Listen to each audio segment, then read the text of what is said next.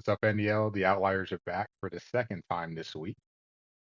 One of your hosts, Two times. Sammy33, and bringing on, of course, co-host Mr. Vic. How you doing, sir? I'm good. Two times. Two times the outliers, baby.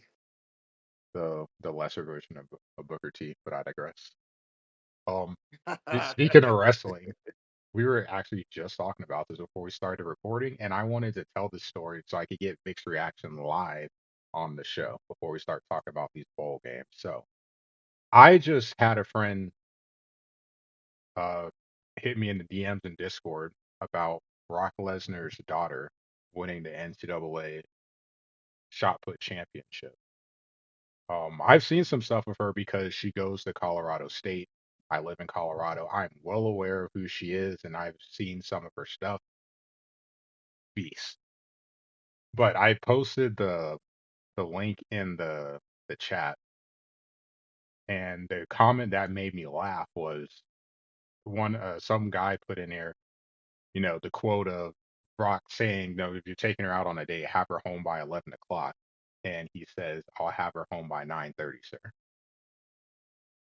I can tell you without a shadow of a doubt, there are two people in this world that I will fear. I don't care how old they are. I don't care how good I'm feeling about myself. If I see them walking my direction on that side of the street, I will cross the street and just take a different street. I don't even want to look them in the eyes. I'm just going to be honest with you. One of them is Mike Tyson.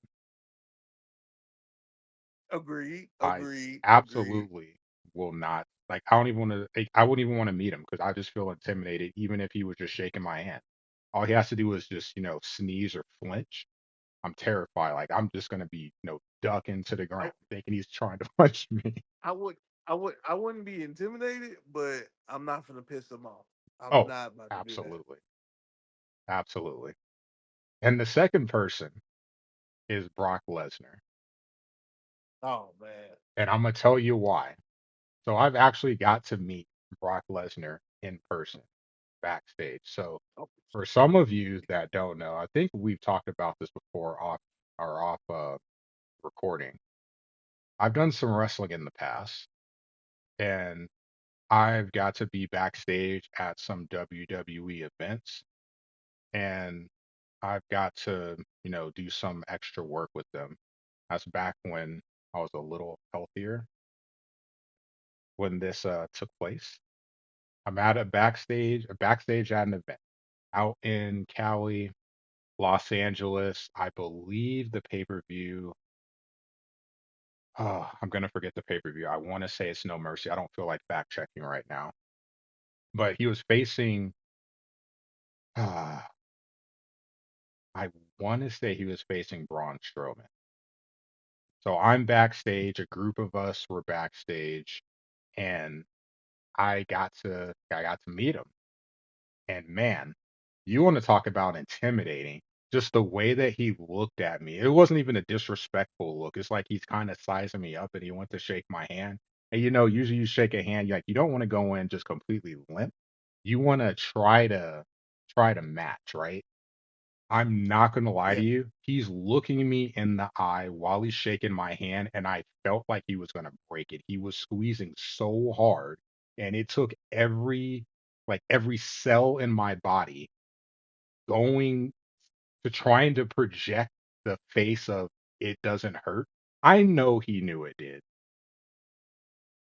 I had to put ice on my hand.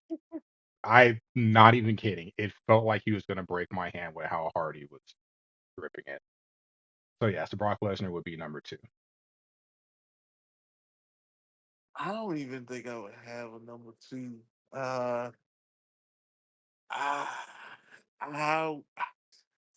I mean, Brock Lesnar is an imposing figure. Uh, no, I don't know. I don't know how it would be. I don't know how it would be if I met him. I don't know. I don't know. But Well, that is a hell of a story to kick off the episode. yeah, That like is a hell of a story. I since love that. since we just saw that, and I not gonna lie, it made me feel very small. Almost where I felt like I was. an underdog, which is a perfect segue as we go into these bowl games. Because the first game that we Facts. wanted to talk about was Georgia and Washington State. The thing that Yes, kind of sir. sucks is I've been kind of busy at work, so I haven't been able to really look at a lot of these games. I only got to get my eye on a couple of them. This would have been a good one to watch, especially because I just got my ass kicked by Georgia in the NIT. So I really wanted to see how things would go, how Georgia was looking against other teams. Like I know this is on All American, but still, Georgia is a tough matchup, especially if you're not a power conference school. Washington Yeah. State, that's a tough ask, and the game ends up being finishing up, 34 to 27. Turnovers, it's just tough when you are the underdog and you're facing a team that's more talented than you. There's two things you have to do. One, you have to protect the ball. And to me, too, you have to be able to stay on schedule on offense. You cannot be in third and long. It's a recipe for disaster. And a couple of sacks, three turnovers, two fumbles. Thankfully for the Cougars, they were able to recover them, but it seemed like the defense was making life difficult for the Cougars offense. Yes. Yes. The defense was making life pretty bad for the Cougars offense. They had two sacks on the day. They forced a couple fumbles. They didn't recover them, but they forced a couple of fumbles. Uh, had a few tackles for loss. If we count them up, they had 14 tackles for loss. So that's to your point of staying ahead of schedule on second and third down. They did not. They did not do that at all. 14 tackles for loss in one game is a lot. Yeah, They forced three interceptions. Mateer threw three interceptions. He fumbled, the running back fumbled, but it wasn't costly because they recovered their own fumble.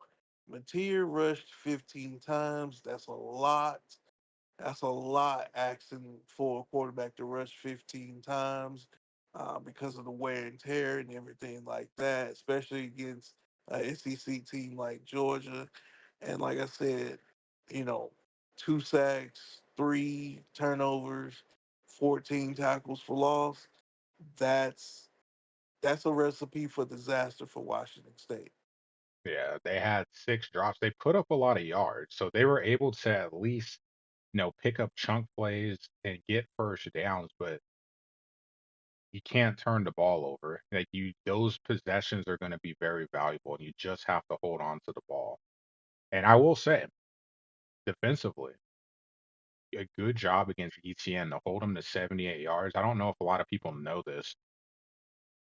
Washington State has Boise on the schedule, and he has, over the last couple of seasons, did a pretty solid job of slowing down Genty. So I was curious to see how he would do against ETN. He holds him under 100 yards, but just you probably, my guess is you're gonna have to bring a lot of guys in the box, trying to find some gaps, trying to force him outside to help. And Beck has a good game off of it, 14 of 19, 288, and two touchdowns. Smith, a huge game, 4 for 170, two touchdowns, but close. A hell of a lot closer to me. Close. So I have a lot of respect for Tim. He kept that game, kept it close. He was in it, just couldn't pull it off. So a nice way to end the season for Georgia. They end with a win. Washington State punching up, but being Yeah. competitive, and that's really all that you can ask for. Yeah, that's all you can ask for Washington State. It's a good effort. They did give a good effort. Like I said, they narrowed the deficit to seven, and they played within their means. Like I said, they only could do what they could do, if that makes sense. And being behind schedule a lot of times on second and third down, which I'm pretty sure they were. It's tough within itself. So they gave it a good try. Yep, that they did. Then Another, go go ahead, ahead. go ahead. No, no, no. Go ahead. Another game we can talk about though that went down to the wire. Boom, kind of skip go back is Wisconsin 31, Ohio 28. Oh man, I'm not gonna lie. I got to check in late on that game, and I thought it was gonna happen. I thought Ohio was gonna get Wisconsin tied going into the fourth quarter at 21.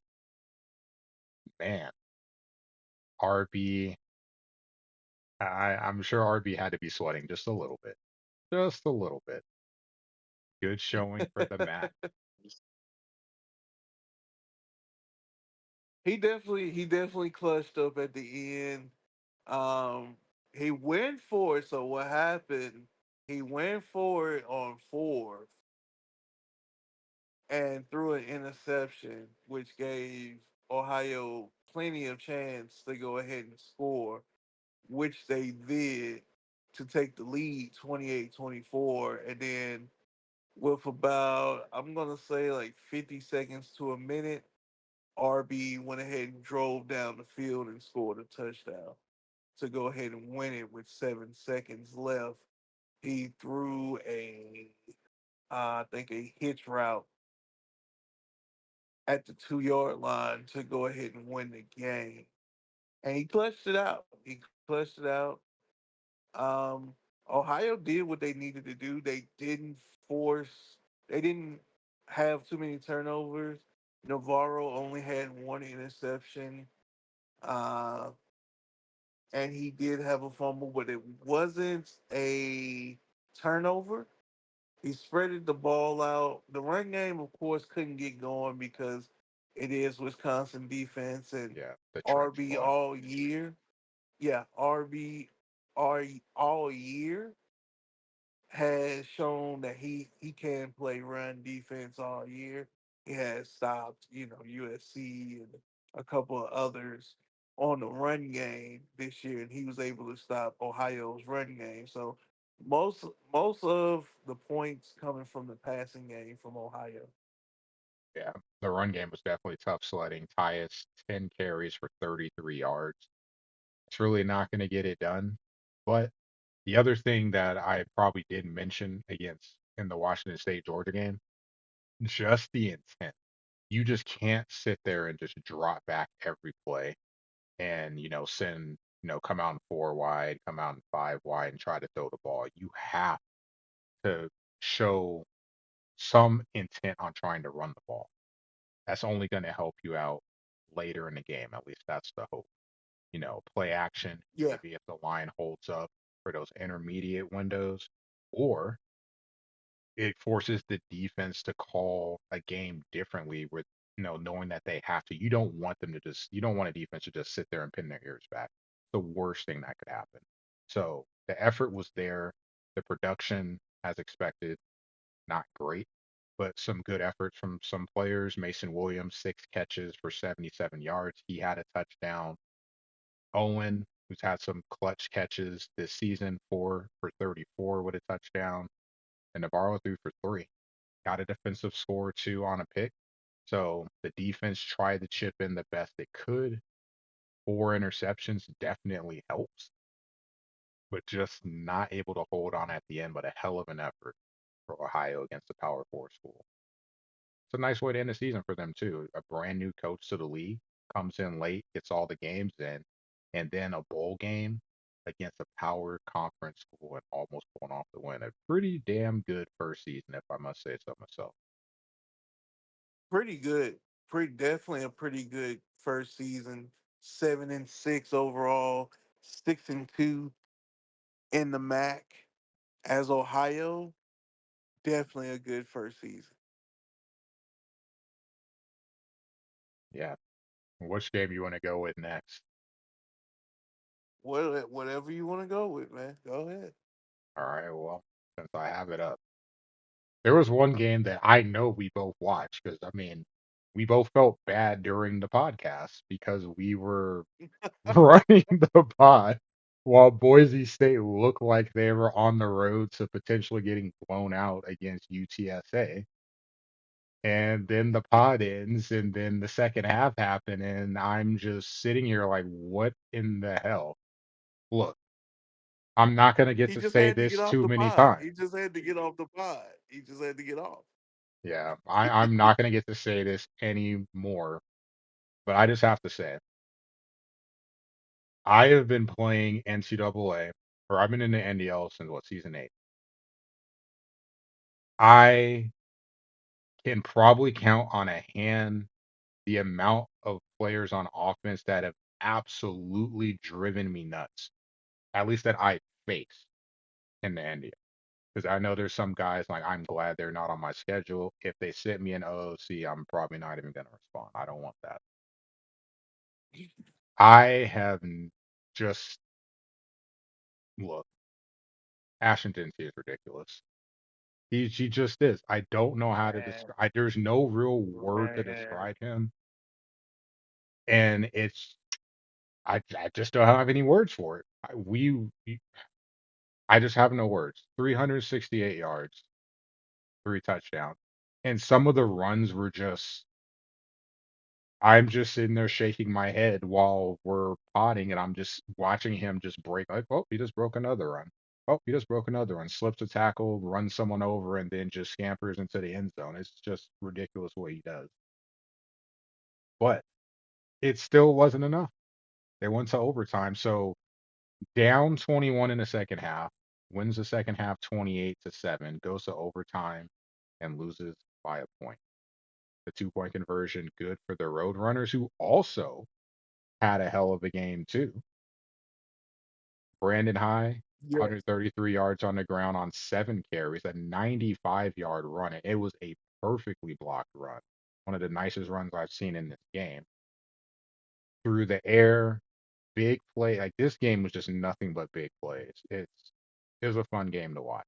I'm sure playing in it it probably wasn't, but it was a fun game to watch, and it was decided by a point.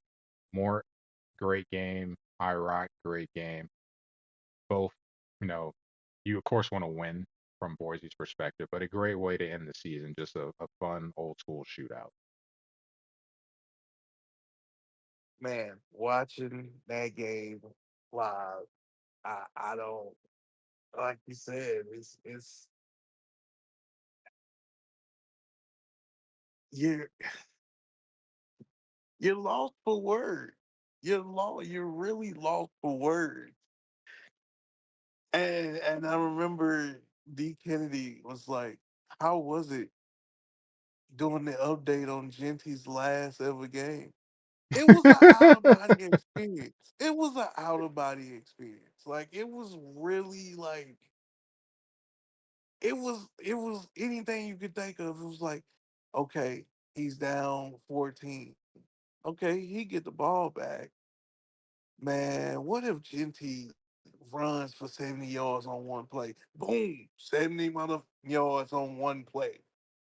And it's just like I just thought of that shit and it just came up. I'm sorry to cuss, but I just thought of that and it just came up. And he had over 400 total yards, Mm. 5 TDs, and he was averaging 10 yards per carry on 35 carries.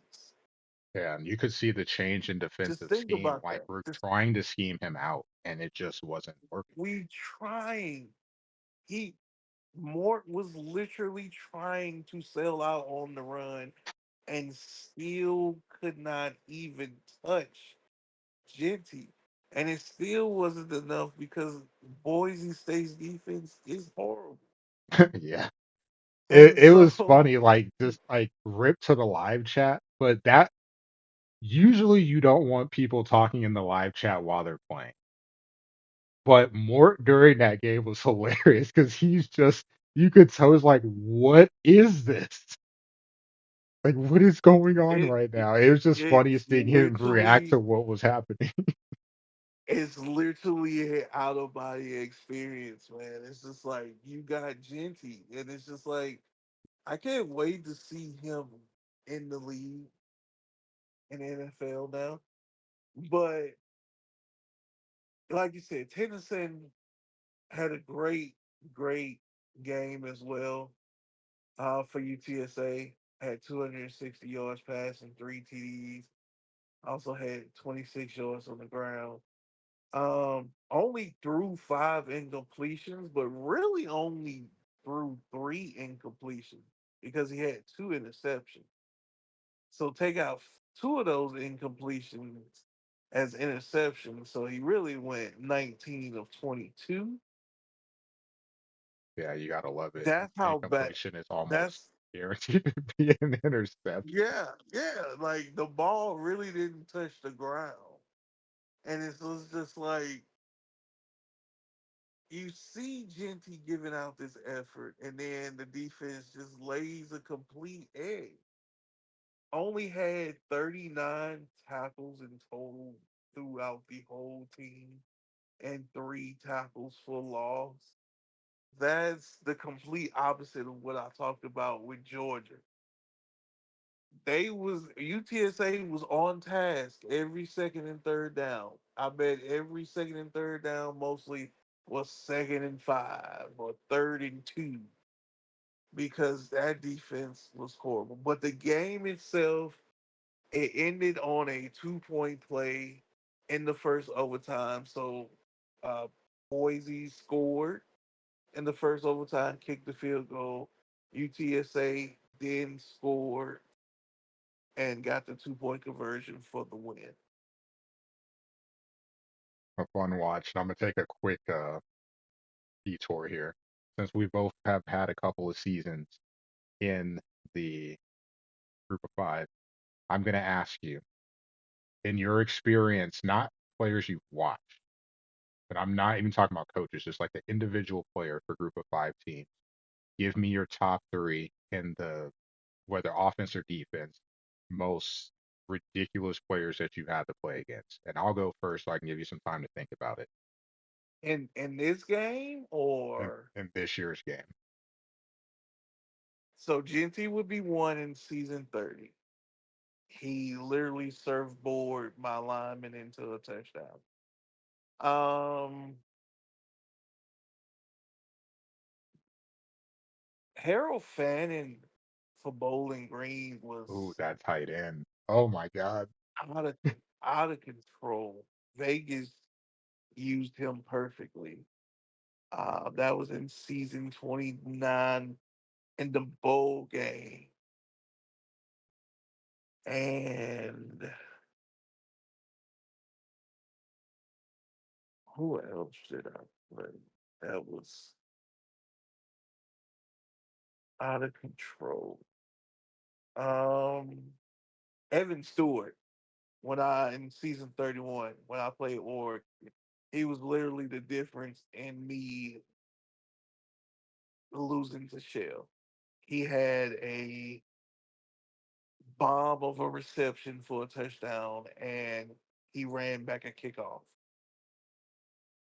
Those and I kicks. lost by 14. And he basically was the difference. I remember because you said you'll never kick. You'll never. You'll kick it out the end zone from here on out. From there on out. From there on out. Exactly. Well, let me think. And he's the reason why. Well, I can tell you, we share number one because we were both in the Mountain West. So it's funny. I didn't have to play him in the Mountain West. I kind of got put in a weird spot because I wanted to play. Like I am friends with. For those of you that don't know, me and IROC are friends IRL. So we play every season out of conference. So when I was looking at the Mountain West, there's only two teams that I was remotely interested in. But one, I was trying to get a team that played San Diego State and Boise because I am a San Diego State alum, as is Big Z. So I thought it'd be cool if we could play each other. And then I know I would have to play IROC because we couldn't play out of conference for obvious reasons.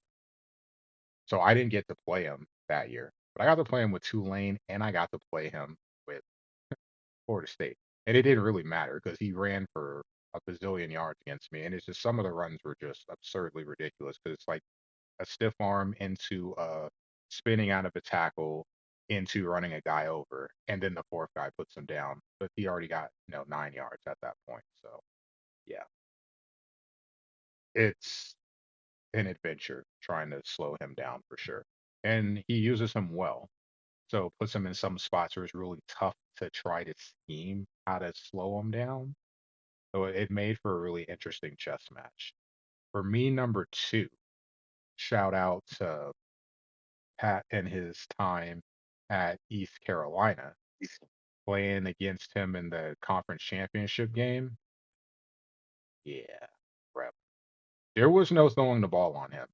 I will be honest saying that I do not think I have played a better cornerback on this game. I played Florida, I played Miami, played Georgia, even, in the NIT. I could not throw the ball on him. I want to say I threw the ball, I attacked him once, he picked it off. I'm like, cool, we're done. Not even messing with him anymore. Just tried it. He made a hell of a interception. It wasn't like something like super, super crazy, but I was like, wow, he picked that off. Okay, we're good. I will just try to take him away from where I want to go with the ball.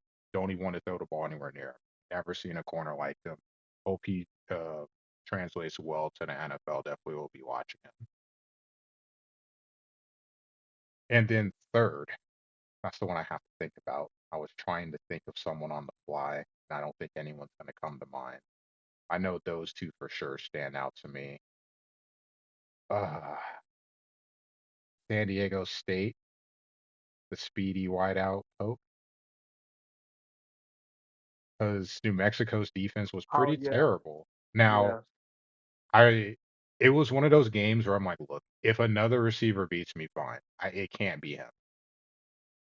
Man coverage, and then we can't run a bracket defense for obvious reasons in the NDL as it should be, but it was a user double team. Like I will follow him with a safety, and I'll be very selective of who it is. I could not let him. His speed, especially in the Mountain West, is ridiculous. You can he can bust the game open with a slant, let alone a streak. You have to be wary of him all the time, and it was a headache trying to keep him from getting the ball. So those would be my top three. Okay, okay, all right. All right, and I'll let you That's a choose good the top next three. game. Yeah, That's- yeah. I'm glad I don't have to face any of them anymore. the next game we can go to is Liberty and Louisiana. Not much to say about this game. This Ninja game Nano. was a yeah, this game was a blowout from the jump. Um, not too much. He basically got 35. Um, it was pretty much a balanced attack, defense, run game, offense. Um, he steamrolled them in that game. Not much to think of that game right there. Another game we can talk about that pretty much was pretty much over by the fourth quarter, which was Louisiana Tech, Coach Scoop and Louisiana Tech going 9-5 this season, making the conference championship, winning 9 games with Louisiana Tech. They got the 38-17 victory over Wyoming. They scored 20. It was 21-3 at half. It was 28-17 after three. So it was pretty much a done deal. Um, the defense held true for the Bulldogs. His defense was sneaky good this season. They're low rated defense, but they were sneaky good this season. He played well with them. He definitely played well with that defense. He did. It was fun watching him play his games. I got to see a couple of them, and man, he's a very interesting team because puts up points, but it felt like when he needed to get stops, he'd find a way to get them. And those are the games that are fun to watch. Like you have the high scoring games, but it comes down to the fourth quarter. Okay, defense. Someone make a play. Someone. And he comes through. It could be an interception. It could be a big tackle for a loss to set up a third and long to get a stop. So just finding ways to win games. And also shout out to Wyoming too, Coach Dak. Finishes the season 7-6, but hey, solid season in the Mountain West, the retirement conference. Good showing for him. Just couldn't get enough going in the second half to come back and get within a score and just see what happens. Solid outing for sure. Definitely.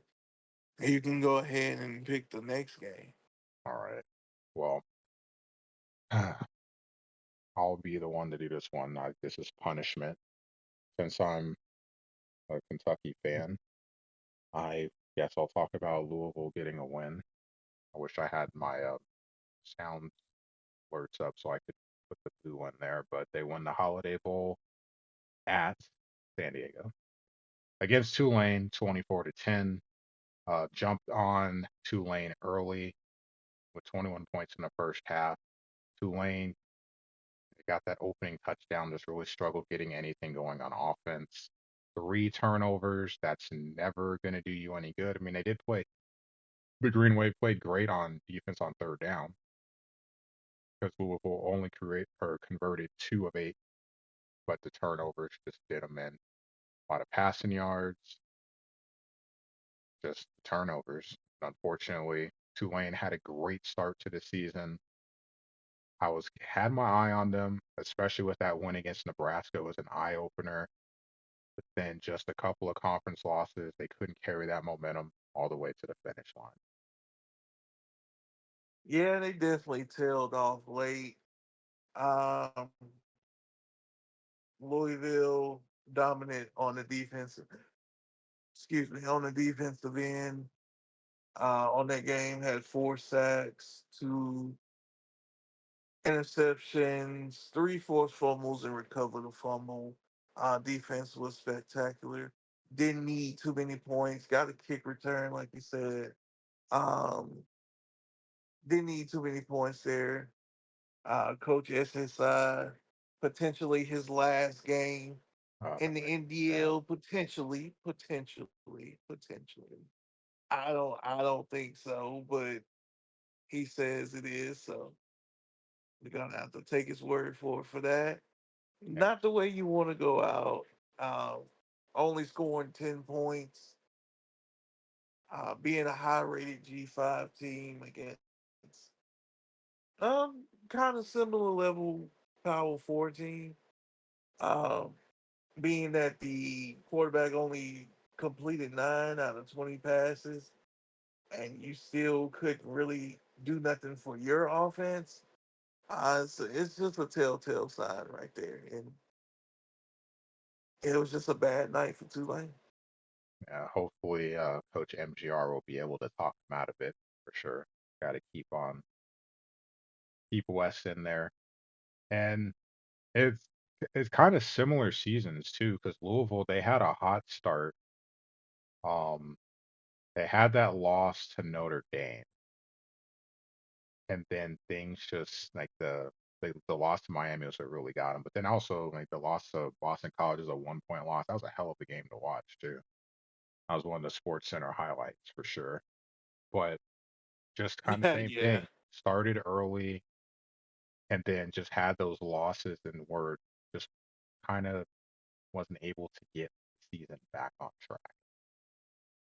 But we'll see what Coach West does, and hopefully he does come back. He's a good dude, and I haven't got to play him, but the people that have played him that I talked to enjoyed playing games with him. So hopefully he does return. I mean, Yeah. Another game, other than him being a Tennessee another bowl fan, but game that. that's okay.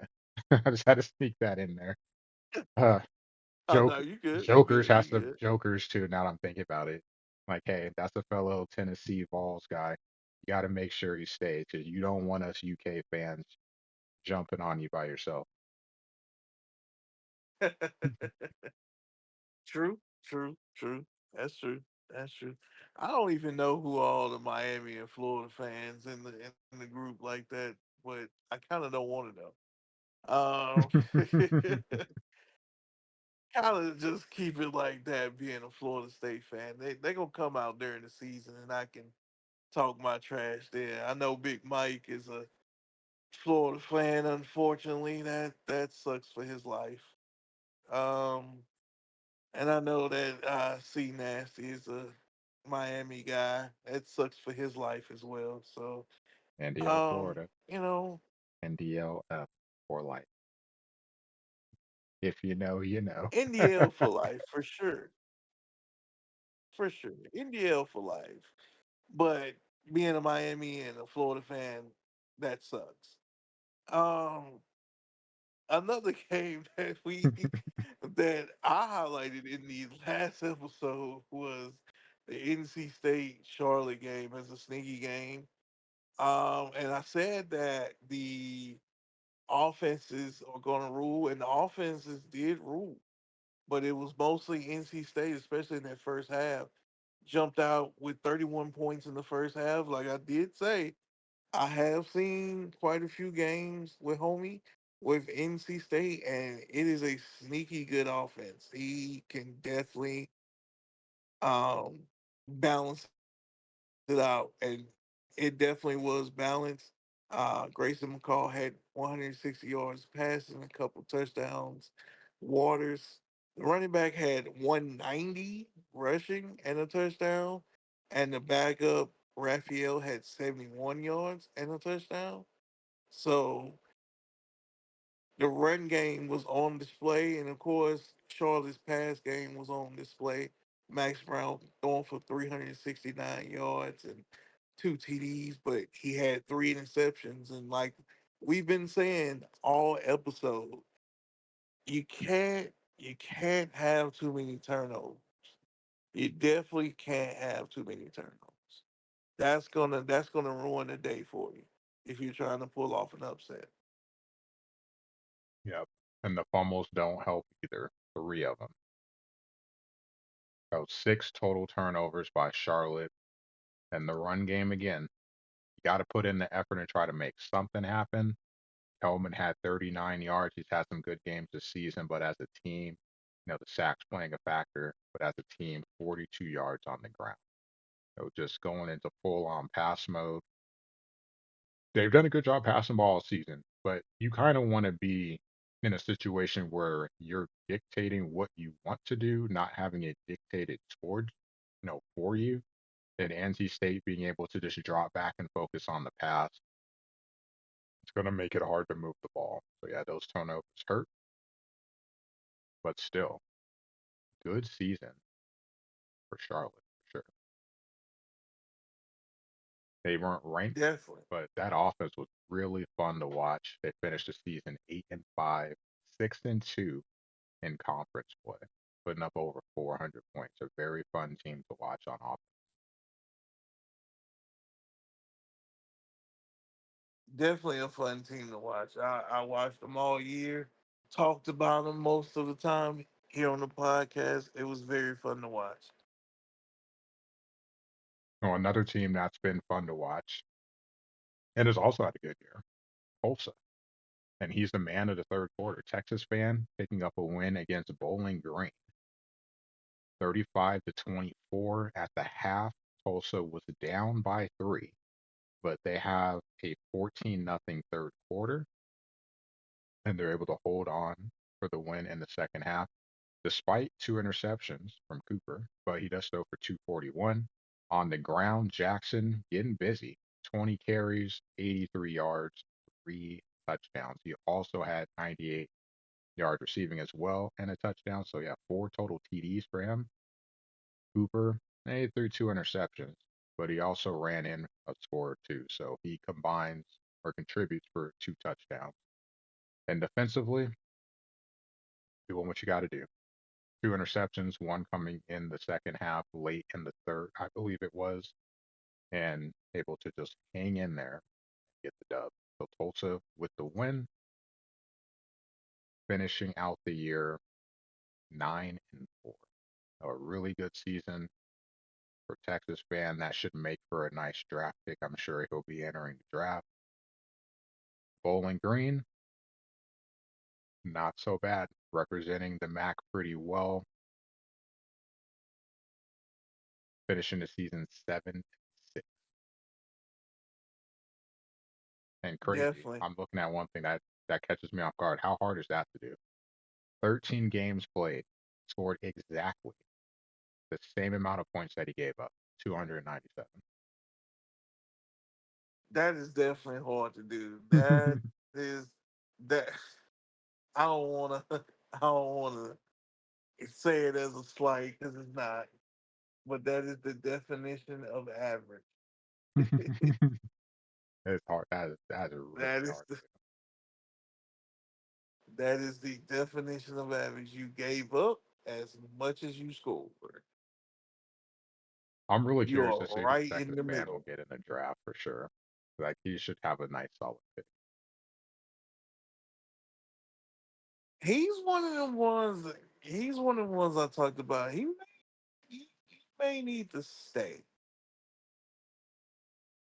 May need to stay. May. He may. Who knows? Uncle definitely. But he may need to stay.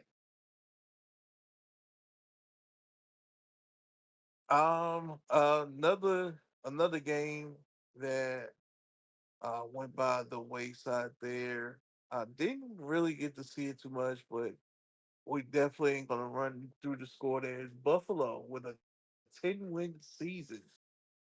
That that is impressive. Buffalo with 10-3 on the year.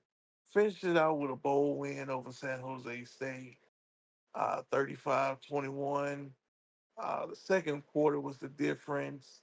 Outscored San Jose State 21-0 in the second quarter, which in essence gave them the game because it was 28-14. And then they traded back and forth for a couple of touchdowns in the second half to make it 35-21. Again, impressive by Coach Shotty Mack with the Buffalo Bulls.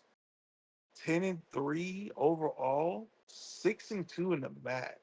They were right there in contention to get in the MAC championship game and compete for the MAC title, but they just fall one game short and they complete the 10-win season in the bowl game. Yeah, it would have been really interesting to see what would have happened if he would have gotten an opportunity to play. Yeah, because he didn't get to play him in the regular season. Just how things align. Would have been real curious to see how that went with the type of offense that he has. I mean, he threw for 400 yards in the bowl game, and you had three different receivers with over 80 Yes, yards and a touchdown. So the ball's being spread around. The run game chipping in. Henderson, not like a crazy game. In this one, he had 79 yards on the ground. Did have 80 yards in the air, but no crazy runs, just methodical, moving the ball through the air. For San Jose State, Floyd Chalk has been the bell cow for the offense. He had a pretty solid one here, 131 yards, scoring a touchdown with the killer interceptions. Walker throws three, and uh, it just makes it hard when you turn the ball over. It's just how it is. Turning the ball over, it always is going to lead to something bad. definitely. Definitely a bad look when you throw three interceptions, especially when you're trying to be balanced as uh, Coach Tar UNC Hill is. He's a balanced balanced guy. He leans towards the run a little bit, but he's pretty much a balanced guy. Um, so I mean, came out strong during the season, San Jose State, but went out with a little bit of a whimper. He may stay there, but it'll be interesting to see if he does get in the draft, what team he takes. Yeah, he's had a pretty solid season. Finished with a winning record. He beat Marshall, shut him out. And I don't know if people have been watching Marshall, but Sergeant Lingus has a pretty nice offense, and to hold him to no points is insane. And not only that, but then to get a win at UNLV, that's when UNLV was looking at, potentially being that second team in the Mountain West Championship and beating Boise. Yeah, So an impressive season, yeah, able to finish on a strong note. He had San Jose State last season, so back-to-back bowl games. Kudos to the UNC fan.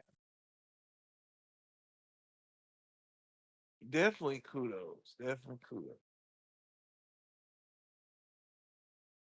Not much in terms of games left. What we got left here? We got James Madison knocking off Middle Tennessee, 42 to 28. The difference, really, the ends of the half, second quarter and the fourth quarter. Maverick scored a touchdown in every quarter for his 28, but Jason, two TDs in the second, two TDs in the fourth, and ultimately there's your separation there. No turnovers in this game, but a lot of yards, 900 plus yards on offense. James Madison, 200 yards through the air, 250 plus through the air, 230 on the ground. The ball moving a lot. 31 first downs for James Madison. You want to talk about being able to control the clock, that time of possession, 21 minutes to 6:49. Mm.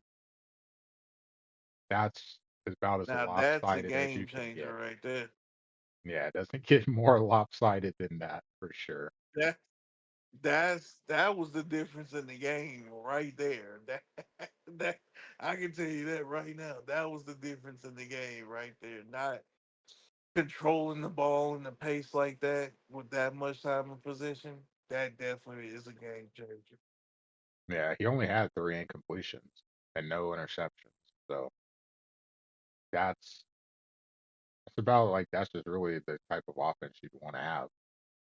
Efficient, continue to move the sticks, positive play after positive play. It's a good season, a good ending to the season for Jason. He was on his trip to Europe, but he comes back and he struggled a little bit. I know, you know, he was trying to give us a coach speak about he wasn't going to be able to finish strong, but he finishes the season 10-3. He definitely did not finish 7-5.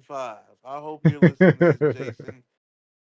You did not finish 7-5. You finished with 10 wins, sir. 10 wins. And I'm pretty sure A that'll be couple good other enough to get his team too.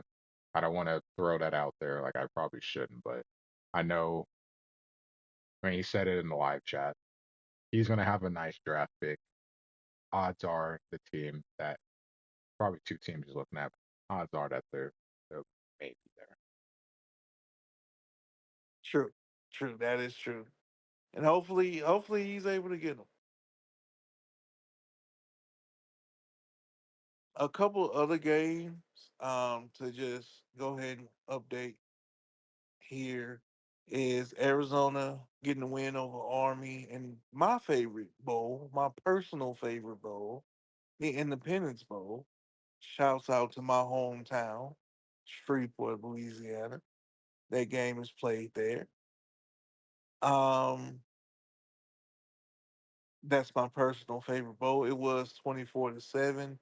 The Black Knights only got one touchdown. Coach Ice, bowl eligible with Army. Gotta love it. He stays with the military teams. But just couldn't get over the hump over Arizona. And another game is Iowa State over Oregon State. They pretty much dominated through the first three quarters, scored 21, 14, and 13, and added another touchdown to make it 55-29 over Oregon State. I feel bad because when I was pulling up all the scores, like, all right, let's find all these G5 schools that have played so far and pull up these scores. I'll be honest, I feel bad because I just completely blanked on Washington State and Oregon State. You had to remind me about the Georgia Washington State game, and I didn't even think about Oregon State even after you mentioned the pack. It still didn't even dawn on me to look and see, did Oregon State play their game? They did, and it was uneventful. They did, and it was uneventful. Great first quarter, 21-17. Great first quarter, but after that, it tailed off. 10-win season for Penguin. Gotta love it. It should have been 9 wins, but I'm not going to that. Uh, and so that's it right now for the G5 bowls. We do have a few bowls coming up as Georgia State and Akron is one. FIU going against Stanford is another one. Arkansas State, Kansas State is another one. South Alabama and Michigan is another one. Southern Miss and Navy is another one. I'm sorry, San Diego State, Northern Illinois is another one. Utah State and Rice. And You St. have Houston South and UNLV. Florida and SMU. Yeah, that one too. Um, Hmm. I knew you weren't going to say it, so I was going to be the one to Jokers, say you it. only got one job. I'm Yeah, really, I know, I know, I I'm know. really looking forward to San Diego State. Like I mean, because I went to school there, and Big Z's a cool dude, so I want to see if he can finish out strong. 'Cause it was Th- a rough start, but he Those got two it together. matchups. So it's two matchups because if you heard PTD earlier, they pretty much highlighted the South Florida SMU matchup, so we don't need to highlight that. Okay. Um, plus, Coach Joker's only has one job.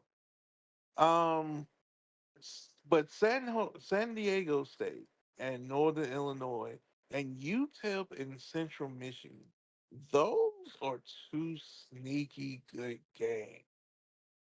Always love a sneaky good game.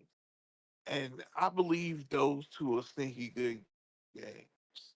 Coach AK did a wonderful job at UTEP, winning 9 games. Of course, Dr. Bush is Dr. Bush, the wonderful, the only.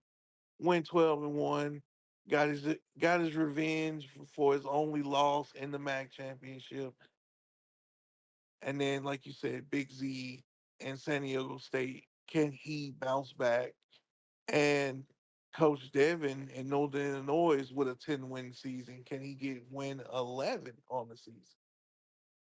Yeah, now that I think about it, another matchup that intrigues me, just the clash of styles, East Carolina and Marshall. I just talked about, you know, Marshall got shut out earlier in the season, how surprising that was, but Lingus has had a really solid offense. East Carolina, their defense as a whole, forget about Rebel for a second. Their defense as a whole is pretty good for a G5 school. I would argue they may have on paper the best defense of the G5 teams. So that's going to be a fun game. Who dictates how that's going to get played out? It's going to be a low scoring game because East Carolina is going to force them to just, like, it's going to make it tough for the Marshall offense. Or is Marshall's offense going to say, you know what? It doesn't matter. We're still going to be able to put up points. I'm really curious to see how that defense, that Pirate defense, is going to play. Well, the Pirate defense just got a pick six.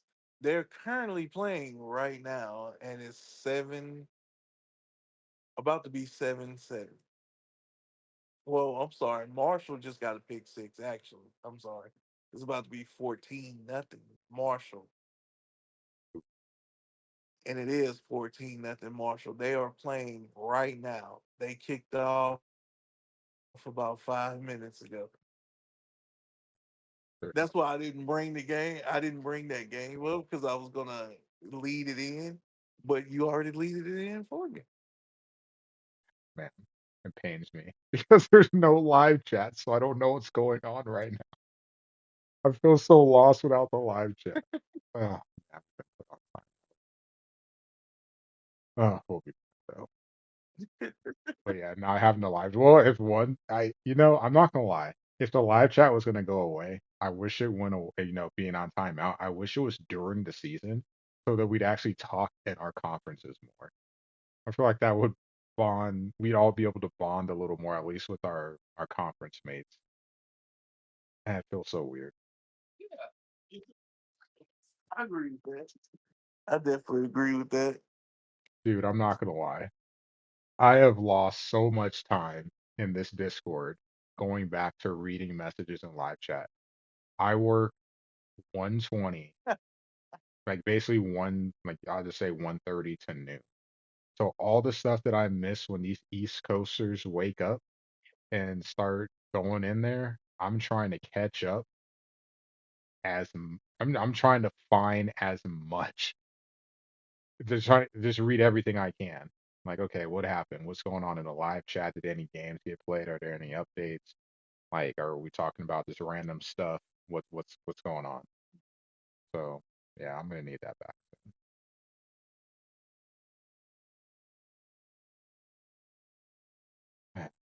Well, speaking of things that are not here, I guess that's a terrible way of segueing it, but wait, the live chat's gonna be back. What also is gonna be coming is a new version of college football. So we're gonna have to keep this very basic for reasons. But I'm curious what changes to gameplay. So here's the thing. I I don't want to speak specifics, but one of us is limited in what can be talked about. So we have to keep it very general. So we're going to try our best to do And the other one didn't get the beta, that. So I'm going to ask so he. if going into 26, what are some changes you hope to see for the game? I'm just going to try to keep it as simple as possible for both of us. I hope the main change for me is the defensive AI.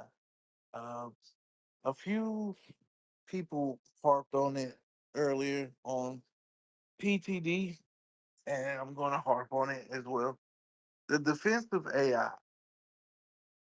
it in 25, it was horrible. So I mean, I need that to change.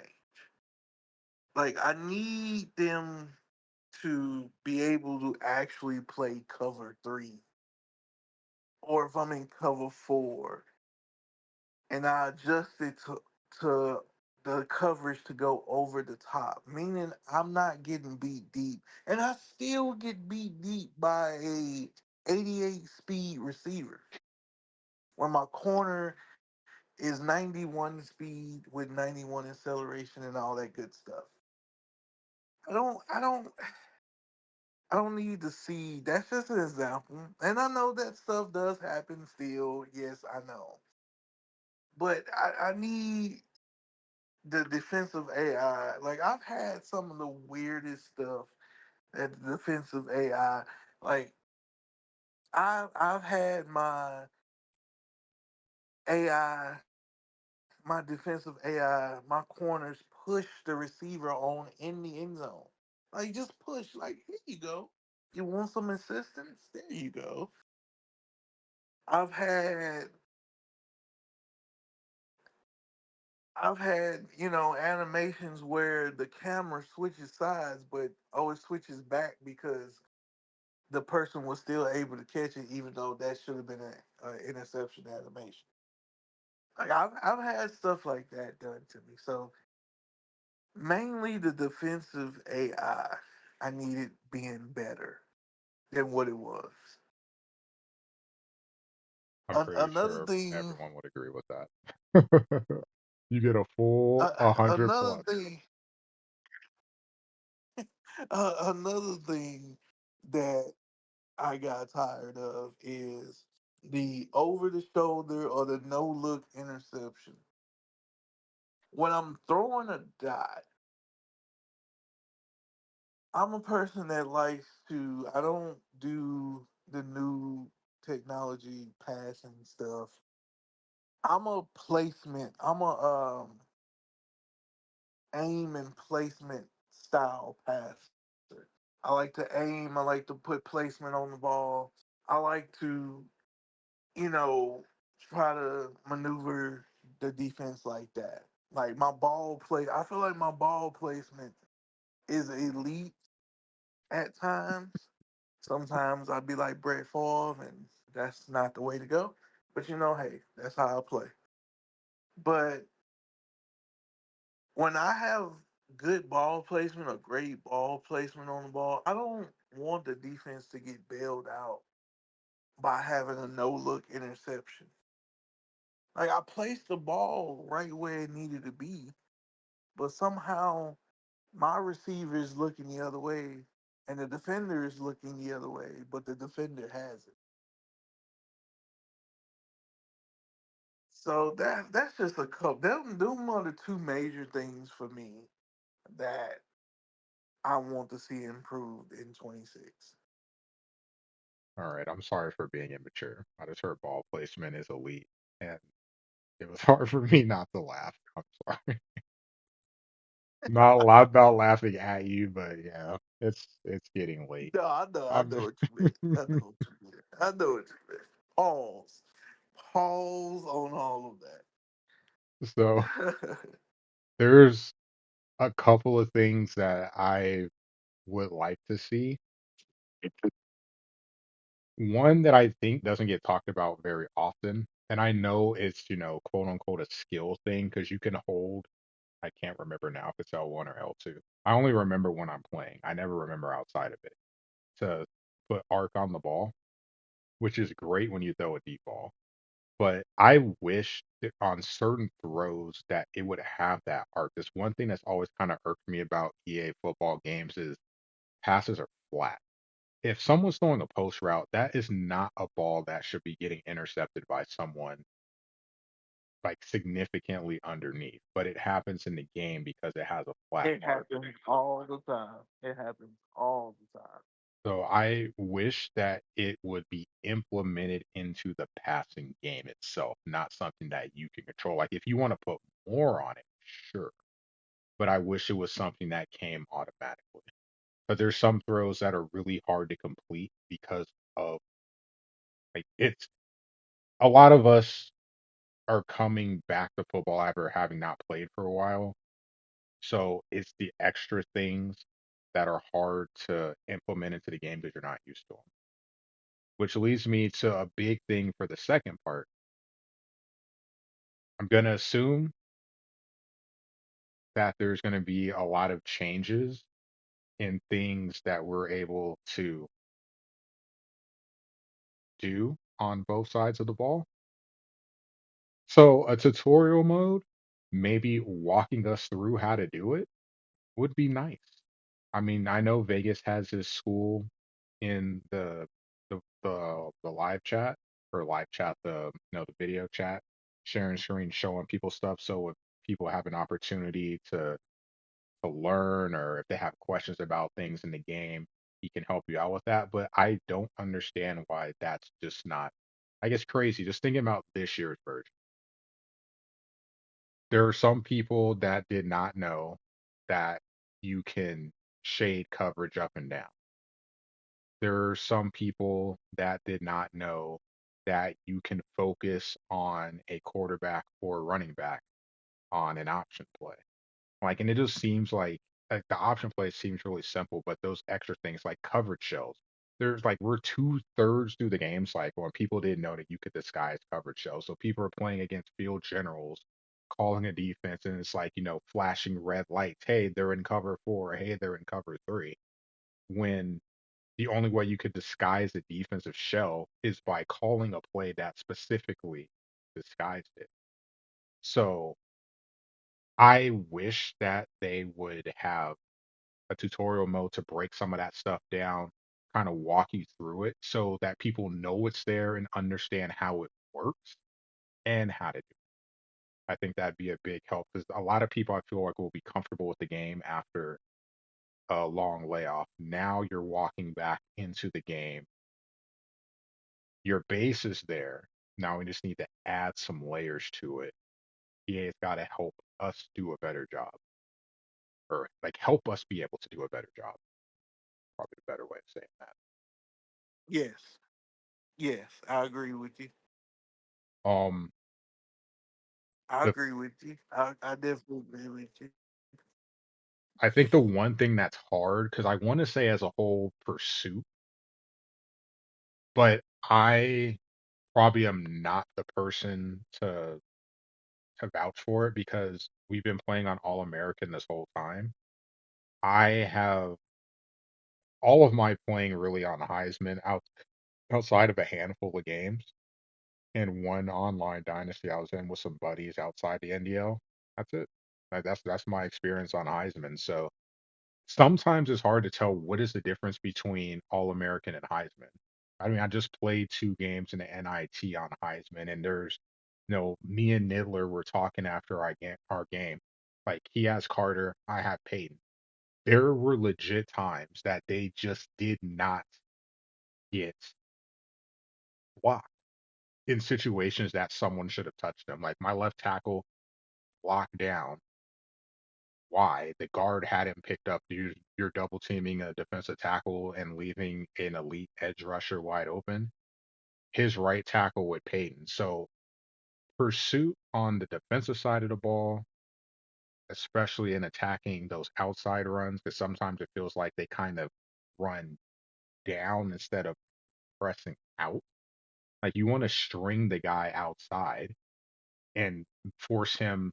Like, you want to force him to have to slow down at some point for help to come. Like, you want to string it out because then you have guys flowing to the ball that can get there.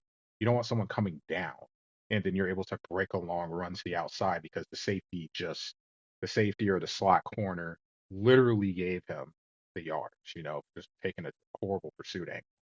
But then also offensively, like, hey, offensive line, especially I've been seeing a lot with the tackle. I'm going to need you guys to actually block and pick up the people that are reasonably expected to be blocked. You know, it has to be frustrating watching some of the games. I tried to watch more of the NIT games because of it being on Heisman, just so I could, get more of a look at it and just seeing guys just left unblocked, blowing up plays. And I don't know how to describe it. Like, I don't want to say I'm confused, but it frustrates me to watch it because if you're gonna just blow up my tackle and then still get in the backfield, I'm cool with that. But to just get back there uncontested, we're gonna need the blocking AI to be better. I think kind Yeah, of that's that's where I'm that's the focused on thing right on Heisman. That's the thing on Heisman. Sometimes your offensive lineman will not block. Same thing with I know Pat mentioned it and I've seen it myself, where you can set your feet as a quarterback and still miss a wide open receiver. Plus, fumbles are more prevalent in the Heisman. Um, but other than that, it's not like you can tell it's a little bit more harder difficulty than what it is in All American, but that does need to get better. The whole blocking situation that does need to get better because people do come unblocked, and it's like Not only was they unblocked, they was untouched. Like you didn't even put a hand on 'em. Yeah, there's a couple of plays against Penn State where Peyton legitimately walked by the right tackle. Like I don't know what he did. One, he didn't even like he just stood there and like put his hands out, and Peyton just ran right by him and blew up a run. And then on one sack, he just ran around him, and I'm just looking at the right side, like, wow, Peyton got in really fast. And then when I went back and watched the game, like he didn't even block him. He literally just turned all the way around and just watched him hit the quarterback. Like, all right. That does bring up something else though, with the blocking. I like that you can slide protection, and I think that's probably something that's underused, but partly underused because I think people don't want to mess it up. They may not understand fully how it works. I think it would be cool if you would be able to, like on defense, I can pick a linebacker or someone in the back seven or back eight and tell them, hey, I want you to play this guy in man coverage. Sometimes let me be the one to make the mistake. I wish you could do that with the offensive line. Like, hey, I know you can ID the mic, but I think I I'm worried about this guy coming free. Tackle, I need you to pick him up. Or I'm keeping the running back in the block. I need you to help block this guy. Or the same with the tight end, like being able to directly tell them to focus on blocking player X. I know you can double team, but like just if you're counting the guys in the box,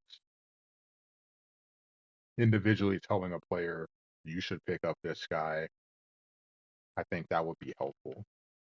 Again, it might end up causing more trouble, but it'd be interesting to see.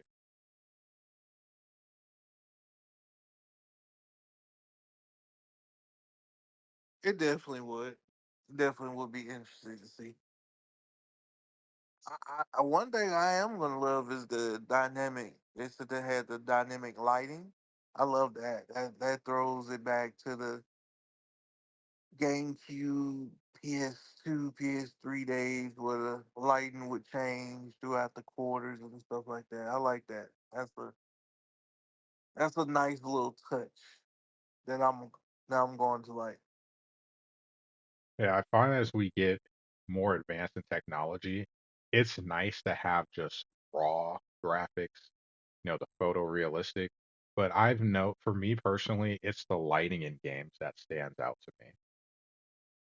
So, you know, a game as it's shifting from sunset to the lights being on, it to me that stands out more than just being able to see my running back, get tackled, make a big play, and then, you know, holding his arm out for the first down and seeing sweat dripping down his arm. Just adds to the ambiance. Yeah, same, same. I like that. I used to love that. Like the fondest memory I had was Madden '05 that had that type of lighting where you would play a game at 3:30. The time would be 3:30, and then by the time it hit the fourth quarter, it's nighttime, and it's just like I love that. That's just a ambiance thing that just like happens in real life. Like I like that. Like give me the stuff around it. Like it doesn't necessarily have to be 100% real life put into a game as far as like strategy and gameplay is concerned. It doesn't have to be 100%. It could be 90, it could be 95, but it doesn't necessarily have to be 100%. But give me the feel. Give me 100% of the feel of a college football game. I mean, of a college football, game. Like, I'm in that atmosphere. I'm in State College. I'm in Madison. I'm in Iowa. I'm in Tallahassee. I'm in College Station. Stuff like that. Like I'm in those towns playing that game. Like it feels real. Yeah, 100% agree. There's two more things we can talk about. I had to go to the website and see what they have up there. So I'm just going to read what it says, and then I'll just take your response from it. So let me go to the last one. It says foundational football advancements. I'm going to ignore the first part, but it says improved blocking and coverage. Um, we will leave that to be determined and discussed at a later date for reasons. But one thing that we can talk about is Yeah. that custom zones give you more control. As dynamic substitutions and custom zones give you more control on both sides of the ball, so you can show your opponent what your program is made of. I personally love custom zones because I'll be honest, I mean, it's hard not to run a lot of zone in this game anyway, because when you boil it down, it's either man blitz, zone blitz. There's essentially four concepts of a defensive play call, and you're trying to vary between them.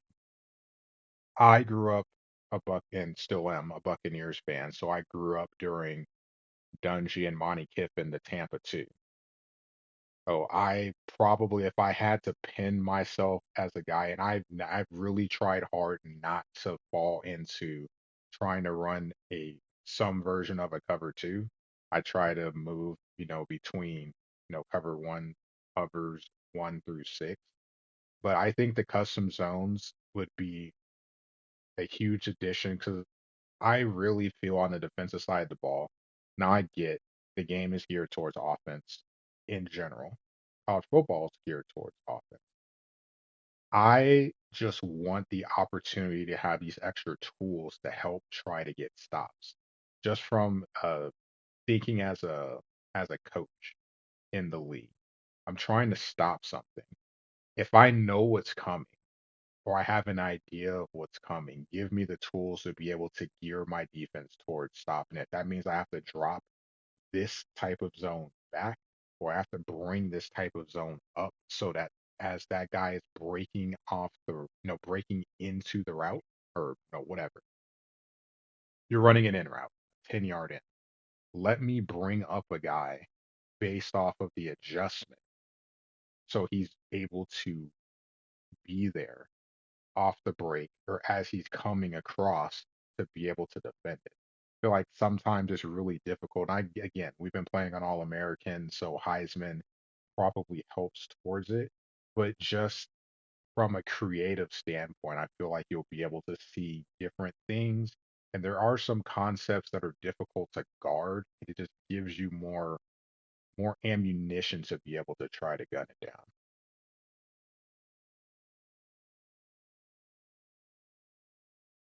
True.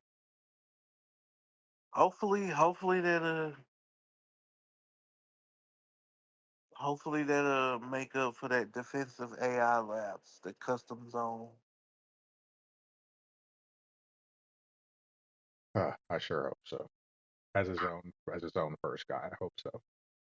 I'm just thinking about the things you could do with zone blitzing. That could be a lot of fun. It'd be a headache to face, but it'd be a lot of fun. And Oh then, yeah, I know. I'm gonna try to think of some stuff with it. oh, for sure.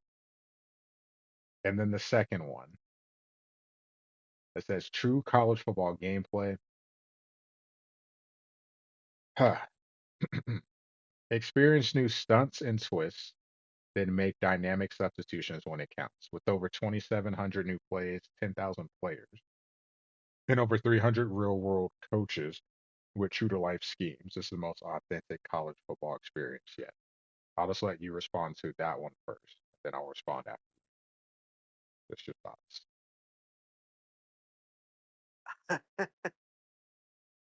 Ah, we will see. The judge is still out on that. We're going to see once we play it. Um, I don't like how because I know how D Kane said it in PTD earlier that the beta wasn't what was. never even close to the final version of the game, that kind of sucks to me because like why are we playing a version that's not going to be out?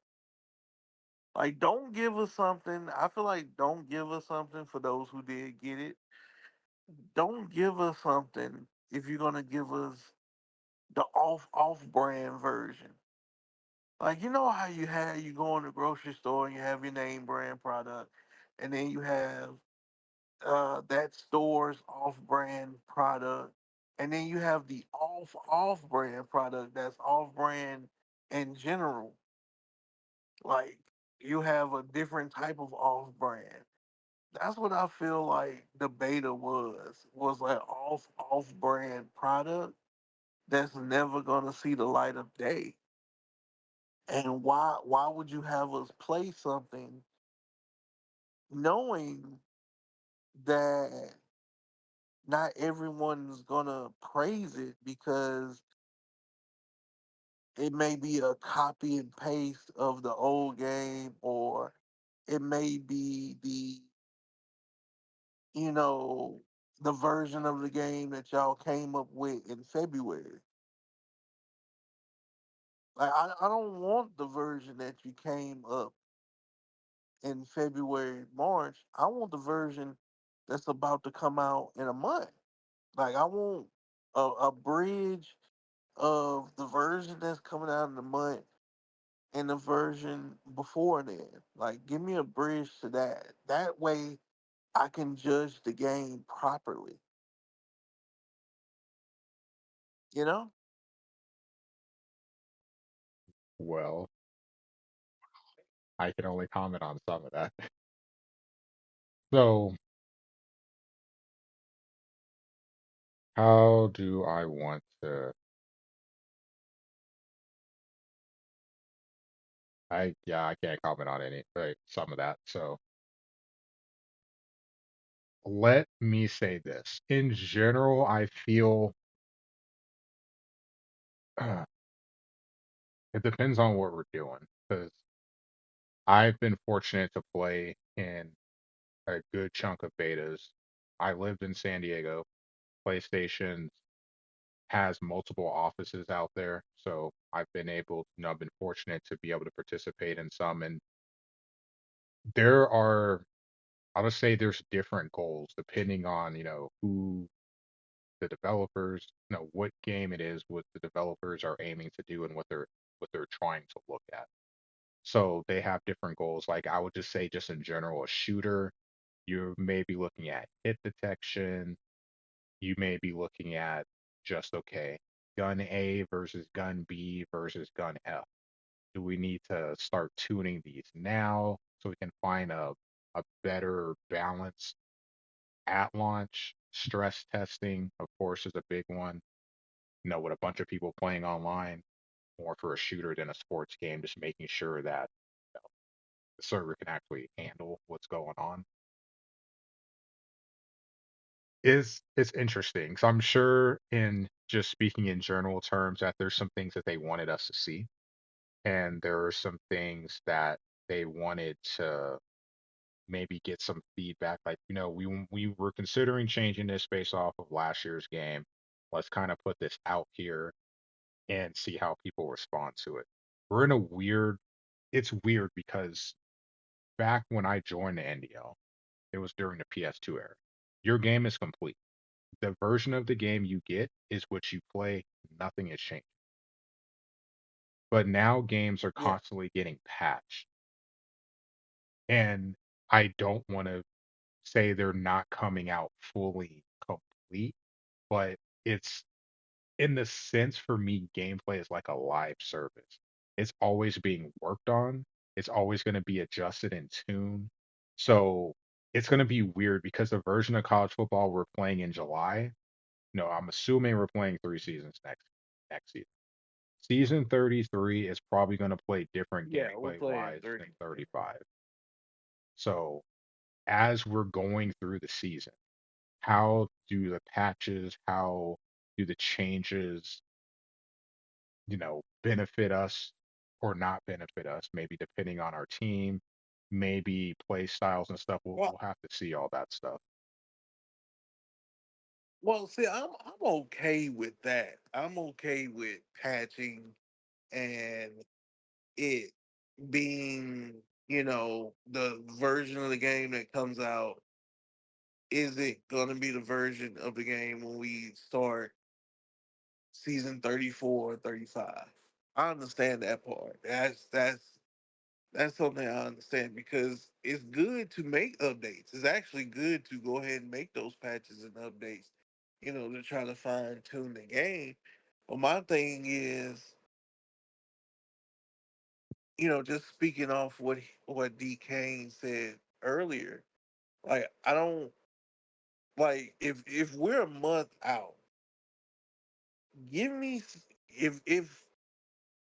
if that wasn't even close the version of the game we're gonna play in July, a month out, then don't really give it to me.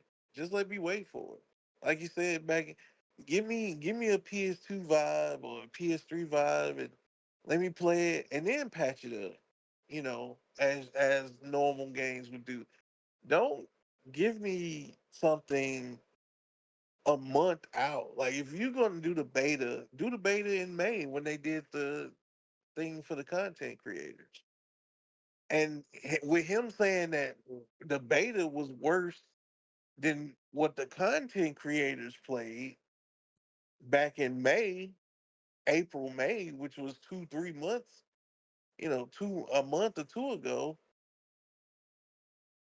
and 2 or 3 months before the game comes out, and we get this version, which is a worse version of what they play a month out, then don't even give it to us at all. Yeah, I understand the feedback and everything like that, and I perfectly understand that. But overall, in general, the feedback was kind of mixed, and that's what you're gonna get when you don't know what version you're actually playing. I just can't comment. I I know, I know you can't. I I know you can't can't. even say Don't anything. even try. Don't Uh, don't even try. That's just but those are just my thoughts and views on that. Like that's just my thoughts and views as a gamer and as a person in the NDL who loves this and loves that we give a shit about this game because it's the lifeblood of the game. Like we're the lifeblood of this game. Leagues like ours, and there's no one like us. But leagues like ours are the lifeblood of that game because we will sit there and like we just did. We sat there. I haven't done this in forever, and I think we talked about this last pod or a couple pods ago. It's been a long time since I played a game until the end of the cycle for a new game. I haven't done that in a very long time. And we've done that with this game because we're still playing right now. We're about to have you played yours, and I'm going to play my bowl game, and we're a month out from the new game. We basically have played a whole year's worth of NCAA 25, you know, and that's rare to do with a sports game. That's rare to do. I'm not gonna lie. I'm with Big Mike. I am so ready to uninstall this game. I haven't done it yet. And the reason I haven't is Oh yeah, because I'm ready to take my break. Oh, I'm I ready. So the only reason I'm booting up the game from here on out, I can just say it. Sports Center is probably gonna start up after the playoffs are done. And then because I already have the videos done for conference championship. And I've started some of the bowl games. Like the regular bowl games I could probably put out, but it seems kind of weird. I just don't want to put out the videos for the playoffs for like the first round, second round matchups until it's done because I don't want to help anyone potentially scout. Because you can watch the VOD or you can sit and watch the game live, potential future opponent. I just don't, I just rather wait and seeing how we're about to start the next season with next year's game anyway. It'll just help have us, it helps with us having something to watch or something to do until the game drops. We need a break from playing it. That doesn't mean we can't enjoy watching it, right? That's right. Um, That's right. I can't wait till my little break. I got 2 games left. I got the bowl game, and for sure I got one more in this off-season tournament. I may have one more after that. I don't know. But definitely ready for the break. I'm not even gonna lie, I had a beer after I played Memphis. Like, yes, that beer was to celebrate the end of my games played on this game. Like, I was just like, the only game that I play in terms of sports that I play year round is MLB The Show. So this is new to me because even with football, it burns out at some point. I play hockey every year and I play basketball every other year. And it just gets to a point where I'm like, I was kind of burned out. I never get burned out with baseball. So this was a weird change for me because I'm just not used to playing this long. And even in the course of the NDL, even when the talk of a fourth season coming along came, my first thought was, oh, great. We're going to play this all the way up until. And I totally agree with the reasoning why, but just mentally, it's like, okay, if you're going to commit, you need to commit. You need to play your games. And man, I had a lot of fun games this season, so I definitely am happy that we did in that sense. But there was definitely there's definitely some times just like during the course of the season, not even with me playing games, just just fatigue of college football. Yeah, I feel like a fourth season was needed. Uh, I I will say this because it's gonna hit a little different, especially those first 2 seasons for next game. It's gonna hit a little different because we're gonna be before revving up to the season and during the season, during the actual real life college football season. Yeah. So it's gonna be a little different. But this season, like the end of the season, I feel like once we hit Memorial Day weekend, it was kind of like we was all kind of like done. I feel like we was all kind of like, let's get this last little game out the way, and then we had the extra week on top of that. So it was just like, let's get this last game out the way of the season, and then we had the week of Memorial Day weekend, and I feel like us as a whole with the NDL was kind of like, all right, we can just wrap this up. We can have the playoffs be 5 days, and then we can wrap this on up. nothing nothing is better than uninstalling the game. I'm just gonna be honest with you. The feeling of just getting a game off your console, whether you played it and enjoyed it or played it and didn't, just getting it off and knowing that it's officially done because you're not gonna go back and download it or install it. It feels so good. Facts, Now, one final topic. facts. I know we're not officially done with the season, but the group of 5 teams, for the most part, other than a couple of bowl games that are left, are done. In general, give me the one thing that you're most excited about from a G5 perspective. And I'll give you mine first because I had a little bit of time to think about it. To me, the For most, next season or no, just of this season. this So, season? yeah, Gotcha, so gotcha. like Go ahead. for me, the thing that I was happiest about was the map.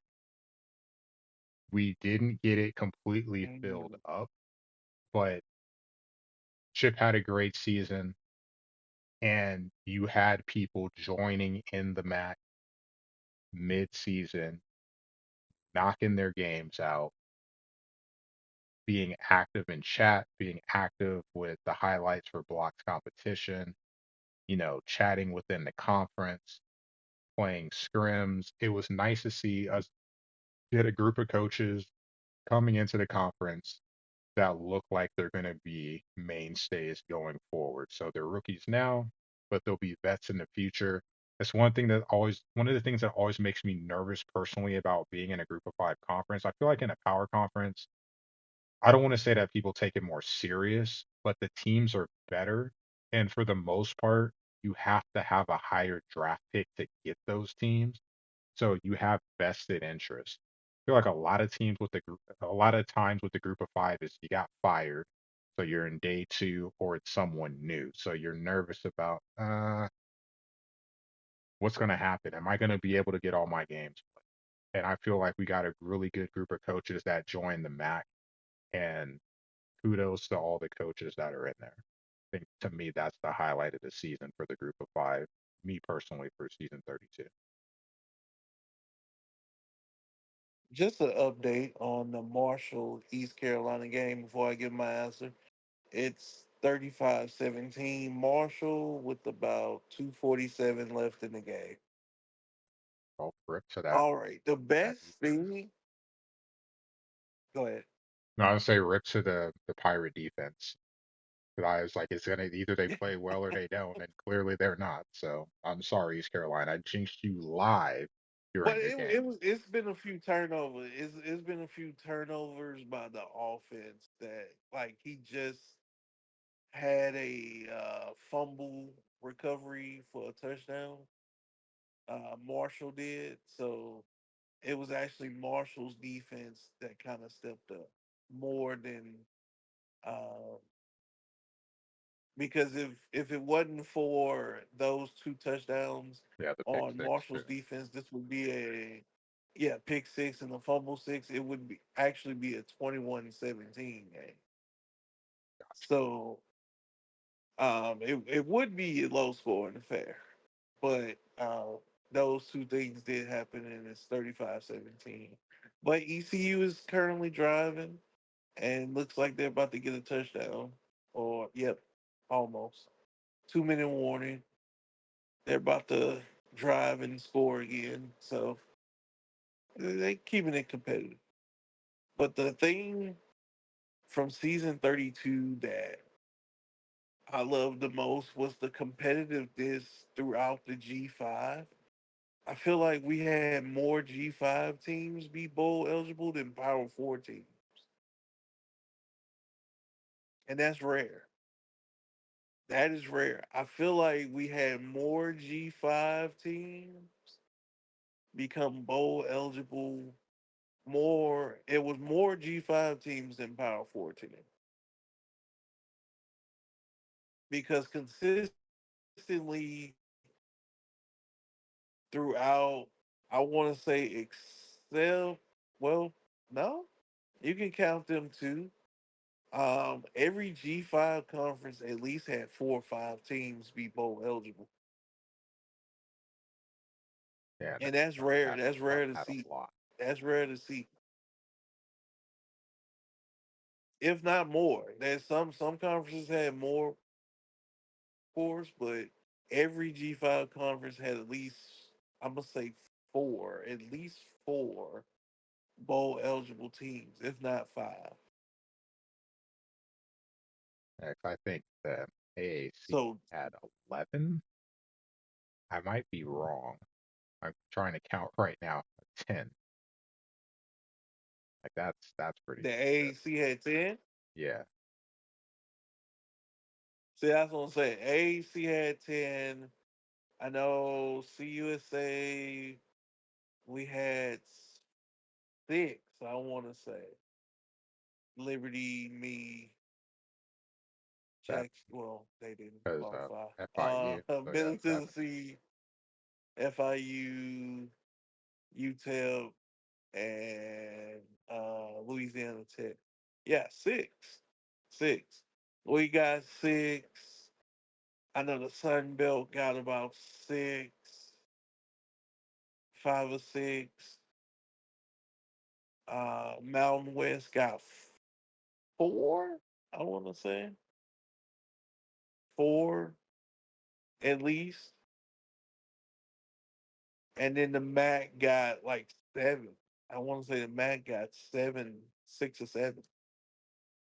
So a good 25 G5 teams were bowl eligible. Then you had the two from the pack. You had Have the package yeah, you had the two from the together pack. So yeah, yeah, you gotta throw the pack in there. So yeah, like you said, it was about good 25 bowl eligible teams from the G5, which I believe is more than the Power Four. and still some good matchups to go. So looking forward to seeing how these last Yeah, couple play out. So for now, we will sign off and we'll be back next week. I'm probably going to guess the rest of the bowl games will get played. So just for you guys, the plan going forward, we're still going to have a podcast every week. It's just going to be shifting over towards college football 26. So we'll have some topics to talk about. If anyone has any ideas or would like to be a guest speaker, definitely let us know. The plan is at some point we'll kind of talk about draft, maybe draft strategies. We can talk about our personal experiences in the group of five, what our goals were and what it led to us, going forward in a draft, and more official information for college football 26 that we could talk about. So with that, we're signing off. Thanks for listening, and we will be back next week.